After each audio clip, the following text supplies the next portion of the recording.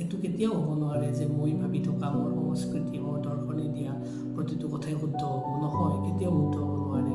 হয়তো আপুনি বেলেগ বেলেগ ধাৰ্মিক বেলেগ বেলেগ দাৰ্শনিক ৰাস্তাৰে আপুনি হয়তো চাব লাগিব, তেতিয়া হয়তো আপুনি বুজি উঠিব নিউট্ৰেল বা মধ্যম মাৰ্গ মানে কি। আপুনি মিডিল ৱে যদি ফ'ল' কৰে, আপুনি তেতিয়া না লেফ্ট উইং এক্সট্ৰিমিজিম হ'ব নে আপুনি ৰাইট উইং এক্সট্ৰিমিজিম হ'ব। আপুনি সদায় এটা মিডিল পাথ ফ'ল' কৰিব লাগিব, যিটো আমাৰ বুদ্ধ ধৰ্ম দৰ্শন, জৈন দৰ্শন বা ন্যায় দৰ্শনৰ প্ৰতিটো অংশই আমাক তেনেকৈ কয় যে ভাৰতবৰ্ষত কেতিয়াও আপুনি জোৰ কৰি আপুনি ডিক্টেটৰশ্বিপ কৰি পেলাই ভাৰতবৰ্ষ শাসন কৰিব নোৱাৰিব। ভাৰতবৰ্ষ এখন এনেকুৱা ৰাষ্ট্ৰ য'ত পৃথিৱী বিখ্যাত, সেই বহুত বৈচিত্ৰতাৰ মাজত এক কি বুলি ক'ম মই আপোনাক, মোৰ কথাৰে